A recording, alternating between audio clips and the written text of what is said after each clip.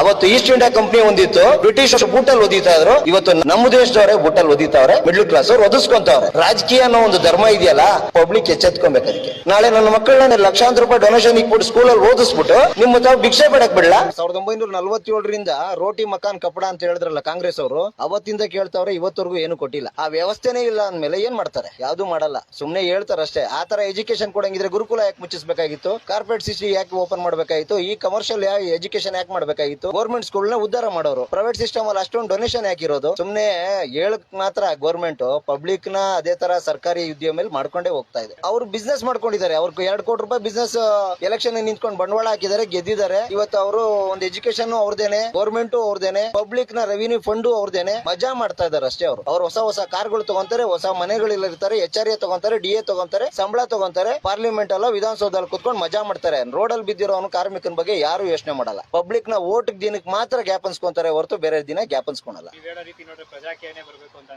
ಪ್ರಜಾಕೀಯ ಬಂದ್ರು ಪಬ್ಲಿಕ್ ಎಚ್ಚೆತ್ಕೊಂಡಿದ್ರೆ ಯಾವ ಪ್ರಜಾಕೀಯ ಬರ್ತೀರಾ? ನಾ ಪಬ್ಲಿಕ್ ಅವ್ರು ಹಾಕಂಗಿದ್ರೆ ಈ ಸರಿ ಎಲೆಕ್ಷನ್ ಅಲ್ಲೇ ಪ್ರಜಾಕೀಯ ಹಾಕಿರೋರಲ್ವಾ? ಸೊ ಹಾಕಿಲ್ಲ. ಯಾಕೆಂದ್ರೆ ದುಡ್ಡು ಎಂಡ ಮೊರೆ ಹೋಗ್ಬಿಟ್ಟು ಕಾಂಗ್ರೆಸ್ಗೆ ಹಾಕ್ಬಿಟ್ಟಿದ್ದಾರೆ. ಒಂದ್ಸರಿ ಬಿಜೆಪಿಗೆ ಹಾಕಿ ನೋಡ ಆಯ್ತು, ಈ ಕಾಂಗ್ರೆಸ್ ನೋಡವ್ರೆ. ಇವ್ರು ಏನ್ ಮಾಡ್ತಾರೆ? ಇವತ್ತಿನ ದಿನ ಹೆಂಗಸರಿಗೆ 2,000 ಕೊಡ್ತಾ ಇದೀವಿ, ಇದನ್ನ ಇದ್ ಮಾಡ್ತಾ ಇದೀವಿ, ಬೇಡ ಅಂತನಲ್ಲ. ಯಾರಿಂದ ಕೊಡ್ತಾರೆ? ರೆವಿನ್ಯೂ ಫಂಡ್ ನಮ್ದೇನೆ, ಅದು ನಾವು ಟ್ಯಾಕ್ಸ್ ಕಟ್ಟಬೇಕು, ಪಬ್ಲಿಕ್ ಕಟ್ಟಬೇಕು. ಅದರಿಂದ ಅವ್ರು ಕೊಟ್ಟಿ ತಿರ್ಗಾ ದಿನಸಿಗಳ ಮೇಲೆ